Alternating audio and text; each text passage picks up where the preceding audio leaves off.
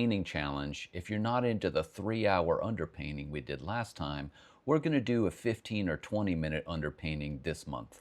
Efficiently understanding how to do a quick but vague underpainting allows me to cut to the chase and get to the color a little quicker.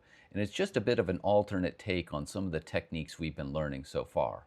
But before we get to that 15-20-minute underpainting, I wanted to show you a little bit of a trick on Art Studio Pro, which is an app on my iPad, on how I like to simplify photographs to help aid in looking at what the target is for your block-in. So many times we're painting a portrait and it just has an overwhelming sense of detail. It's hard to know exactly where to begin. So this feature in Art Studio Pro will take away information while leaving the core essential block in a manner that John Singer Sargent called the wig maker's block. Now, we all love John Singer Sargent, but often he would start with a blurry version of his model and then paint the details into that. So I'm going to show you the digital way to create the wig maker's block, and that might aid you in visualizing what a block-in would look like in this style. So if you'd like to do this for your own photo on an iPad with Art Studio Pro, I'm going to show you how to do that. And if you don't have an iPad Pro, I do think it's one of the best investments you can make as an artist, because I love painting from it and I love designing my photographs and my paintings in it as well. So if you'd like to do that with your own photo, you would start by hitting File, New, New from Photos, and you would bring in this picture of Alina. Now, I've already done this for you in the Patreon post if you just want to plug and play and paint Alina from this sort of blurrier background. But if you'd like to do this to your own photograph, you're more than welcome to do that. So usually when I do this, especially when I'm teaching my online classes, my live ones, I will have 2 versions of the photograph, if not 3 or 4. And what I'm going to do is I'm going to duplicate this layer so I can show you the blurry version and the highly detailed version. Okay, so what I'm going to do is go to Filters, I'm going to go to Blur, and I'm going to go to Median. And what that's going to do, if you open yours up, it might just be right here. If you run that slider, it gets a little blurry, gets really blurry, and then it can get crazy blurry if you go all the way. But I would say John Singer Sargent probably would have stopped roughly around there. That's a wonderful wig maker's block. And if you zoom in, you get a little bit of color, you get a little bit of something, but you don't have this, right, which is intimidating. And so often when we're painting, we go to put in those details and they're in the wrong spot. The nose is too long, the mouth's too crooked, the eyes are looking in funny directions. This is a great way to simplify what you're looking at so that you can process it and deal with it in the block-in. So when I like the way that it looks, I hit my little check mark, does a little bit of processing, takes a little bit to blur those photographs. And so then in my layers panel, if I want to, I can toggle between these 2 things. Now there's lots of different kinds of blur and different drawing and painting programs have them, but the reason I like the median blur is that it also still has a hard edge. So it's different than just taking your glasses off or something like that. It still has some hard edges, but it blurs out detail, and that helps you from just creating a blurry mess when you're painting. Now, some of you won't be doing this, right? You're not into technology, and that's okay. I use it as a teaching tool, and I love to do this to show people what the target is. Because when you're blocking in a photo, this is not the target. You know, we have a few stages to go through before we get up to this level. And so it's nice to know what a preliminary target might be. So we're going to use this type of an image for our painting challenge of the month, and I'm going to use this for my first 15 or 20-minute block-in. Now last month we did a longer underpainting, and other months we've done other kinds of challenges. I want to do a quick underpainting here so that then I can start building up the color. And I think that this out of focus version of it is just another tool to have in your tool bag when you're blocking in a painting.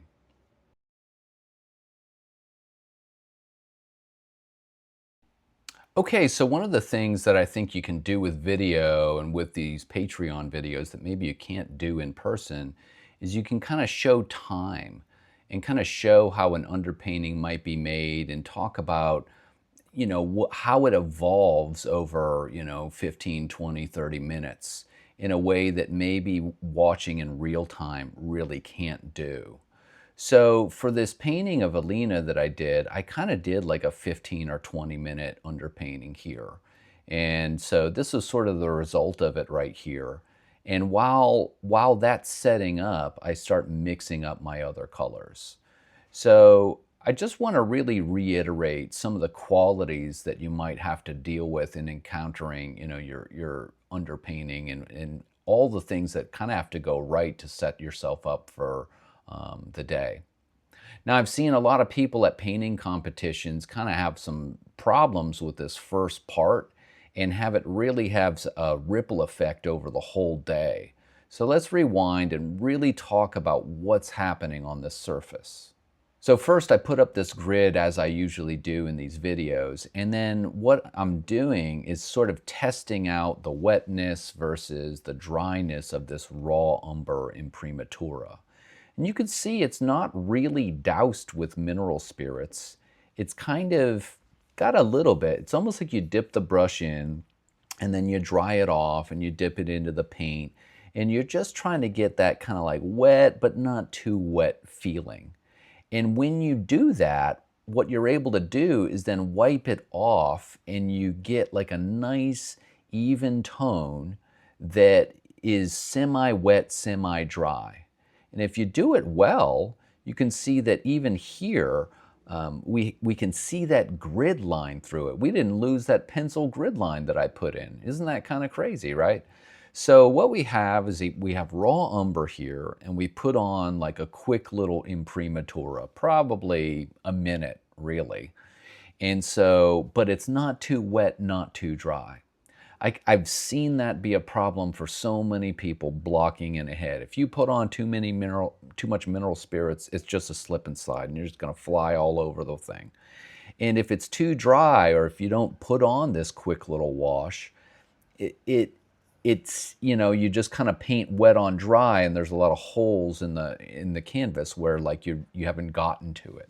So this presents sort of like a holistic atmosphere that you can paint into that isn't a slip and slide, but it also doesn't have like a serious amount of drag to it. So it's a very touchy thing that you really want to get right if you're looking to make your alla prima paintings as efficient as possible. If this all goes wrong, it has a ripple effect on all the next stages. So think about this a bit. It's just got to be just right. Not too wet, not too dry. And still, if there's a little bit more excess, sometimes I might even just wipe away a little bit so it dries off just a touch more, especially kind of giving me an abstract sense of where that head might be and just making sure it's just not too wet, wet, wet. So after I've given that a little bit of a minute to dry, you can see I've kind of got a little bit of drier paint here at the bottom.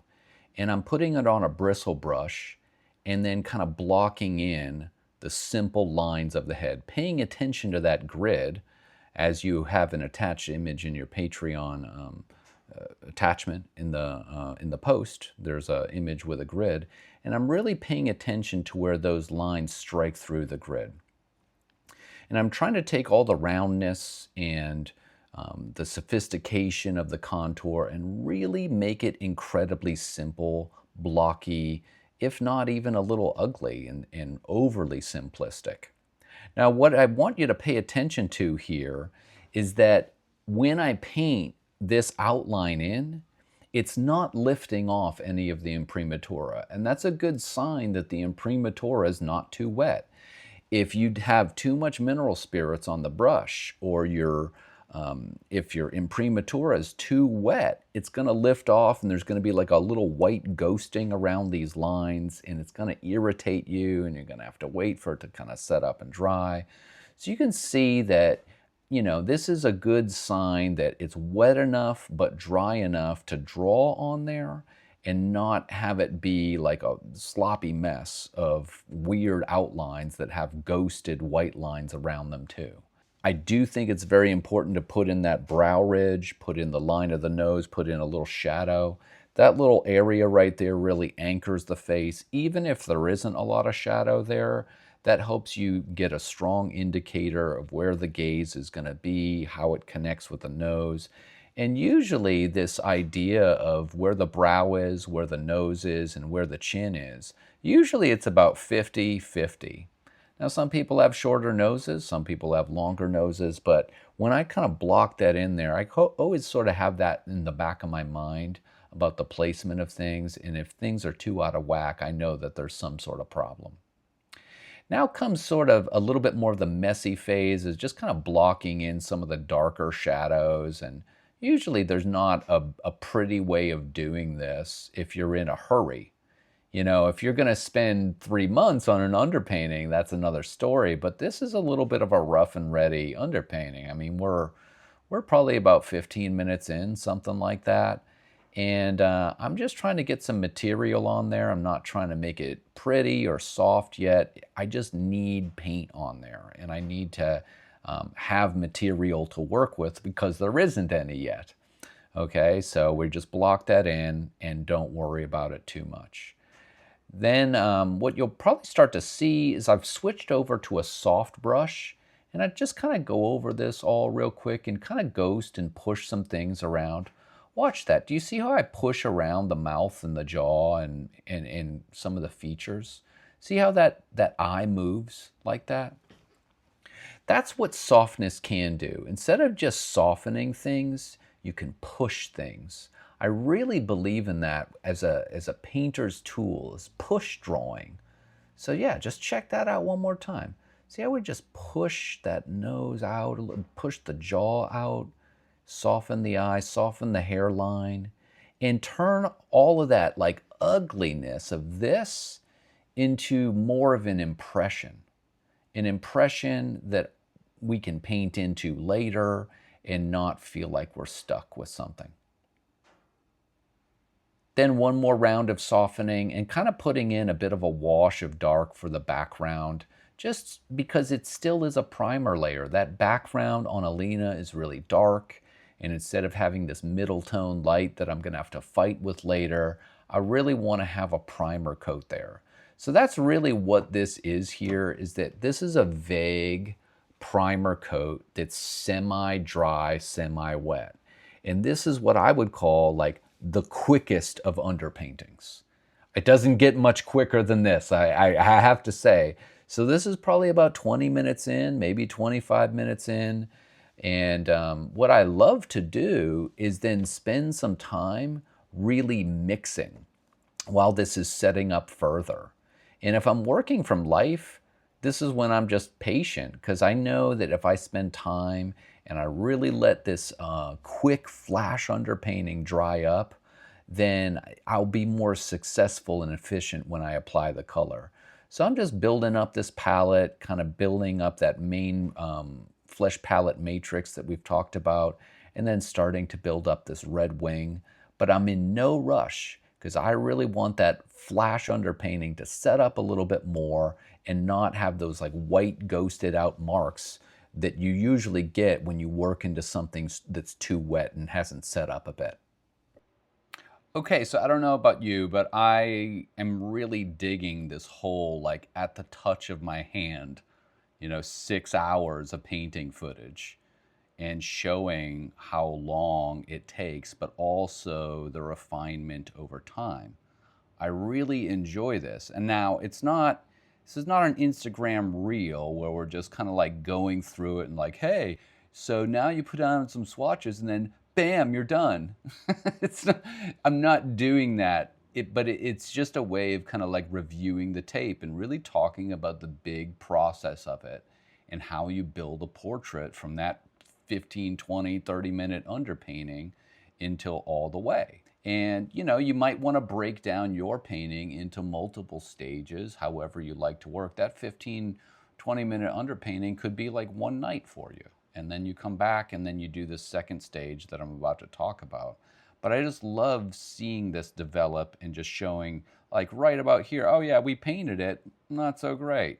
A little bit more, you can see the contrast, then we soften, we do it again, soften, do it again, soften, do it again, soften, do it again, and then one more pass, and then we soften it, oh, more color, oh, more drawing. So you can see that a lot of the refinement to make something really good takes like the Herculean portion of the demo. Like, okay, if this is the first 45, then there's 5 hours of that. Right? So, you know, hey, it takes time, right?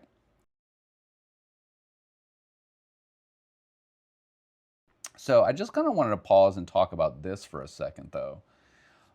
We have our drier underpainting, and we're kind of going in there with big swatches. And notice the brush that I'm using is a bristle brush.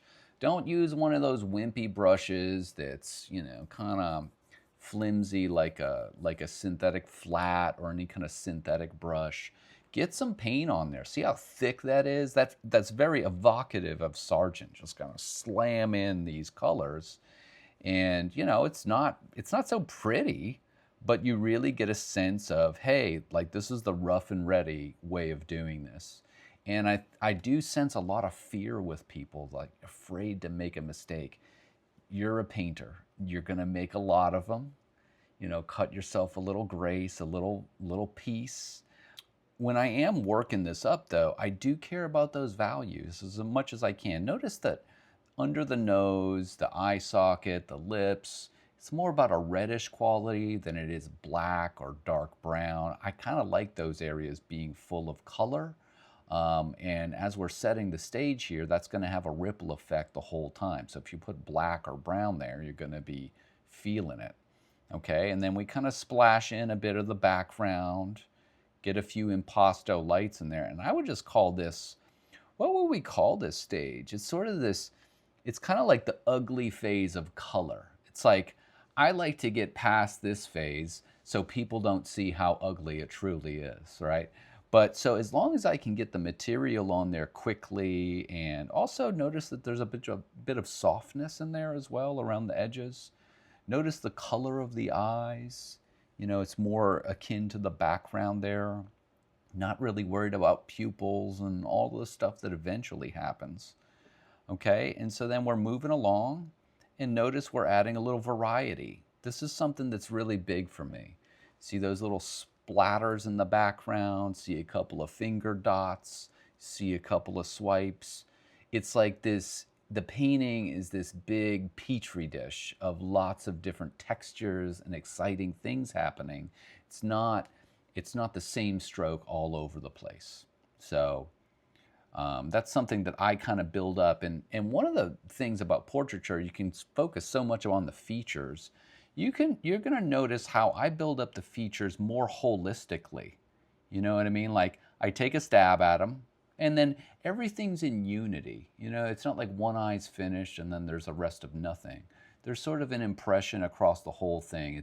It's kind of finished for a middle stage, isn't it? You don't see like these hard edges, hard lines that need to be dealt with. Okay, so then you can see me kind of develop those features a bit more and then soften them. So features are kind of like a draw, soften, and the whole reason why we set it up the way that it was before is that we have something to soften into. You know, like the whole head is wet, and so that when you draw into it and you soften those features, it blends into wet paint. So then, guess what? Put in the highlights, put in the darks, soften them again. You see that? See how it got real sharp for a second? Look under that lip. Almost looks like a lower lip mustache, how dark that is, right? And then you're going to see, not going to let that survive.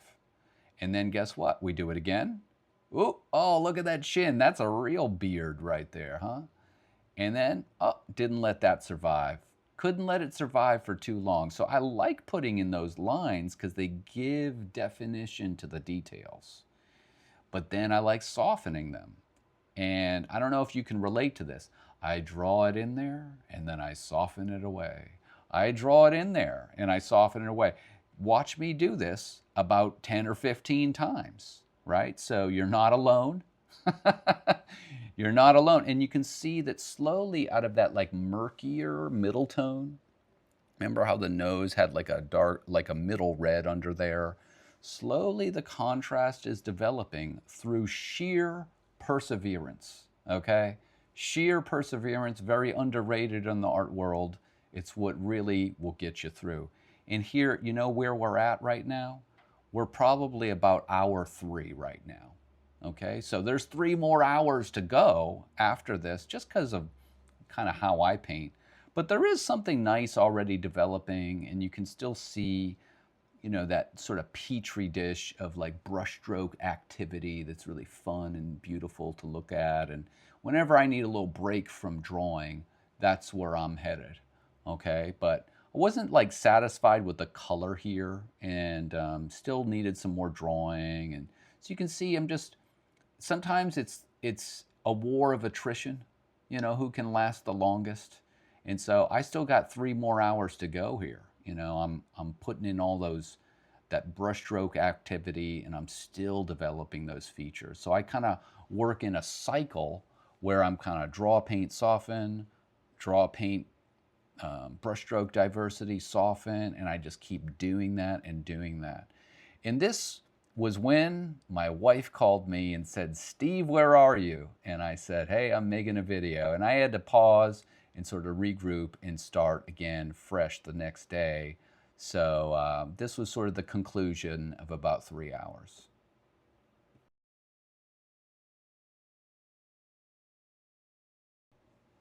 Now I kind of wanted to pause here and talk about one of my theories of the features. One of my theories of the features is that when you zoom in and really see the feature, that there's going to be these lines that help kind of define the features. So you could say here, or you could say here, or here. And just broadly speaking, it's the division of the 2 lips here in the mouth. So often when I'm painting, I'm putting in line here to define that, because everything gets soft, right? Especially in oil painting. So these lines kind of help us to see the definition of the mouth. And then from there, we're going to then soften upward to turn the form there. And I do this over and over again. So we put in a line at the bottom. That's where I got that little dark earlier. And then I might take a brush and just pull or soften, drag that dark upward to get a roundness. Now this happens on almost all areas of the features. So if you had, say, this, the wing of the nose, which can be real tricky for painters. You know, we have this line here, right? There's that line. Now that's a little strong, right? So you kind of put something there, you know, you put something, and then you kind of drag and pull to create that roundness. So it has a sculptural quality. So instead of just seeing shapes, what we see are these, what I would call the lines of the features. So like there's a line here, there's a line here, there's a line here, there's even a line up there, right? Now sometimes those are too dark in most of the places, but when I use this, my little pencil drawing brush, I'm going to drop in some paint there so that I can steal from it and sculpt out the edges of the features. So I draw in a line and then I pull. Now, sometimes it's a swipe, sometimes it's a pull. You know, you don't, but I don't want a line. Very rarely do I want just a full-on line. I might put in a couple at the top or at the end of a painting, but really I kind of want a line there to sculpt and find the feature, but then I want to pull and drag to create that roundness with the features. So with that theory in mind, watch this again and you'll see how those features develop over time. If we rewind all the way back, you see these lines? They're ugly, aren't they? They're awful. I can't stand them. When I put them down there, I love them because they give me structure.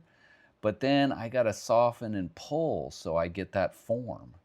And it happens even with little jots of color. You start off kind of strong with a dot or a piece of color, and then you pull, you flick, you drag, you soften, whatever you want to call it. Leave me some adjectives and I'll start using them. But I put in those lines, they provide structure to a very wet, otherwise mushy oil painting. And then I pull and drag. And so I really like talking about this technique. And it's not just me speeding it up to be like, hey, look at my fast painting. Or obviously I was here for, 6 hours or so, I spent time doing it. So, but I'm trying to condense what this idea is that I have my little drawing brush and then I have a little softener as well. I'll turn that little brush into a softener. And so this keeps going. So even into day 2, which we'll talk about in a moment, you'll still see those lines come up again. Look at that nose. Look at the bridge of the nose. Watch me put in that line. Whoop, right there. Whoop, and then it's gone. And then it's softened.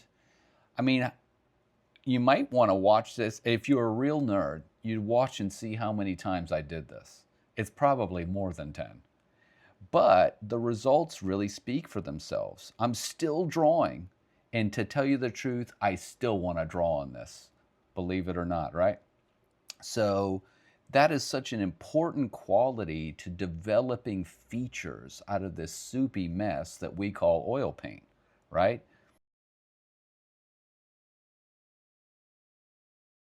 So obviously it can get really tiring drawing and softening, drawing and softening.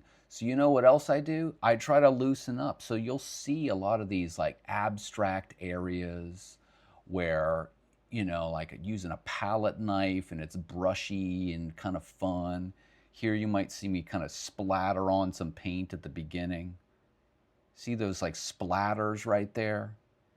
I do that because I get bored drawing too. So you can see the abstract qualities in the hair, in the shirt, in the background.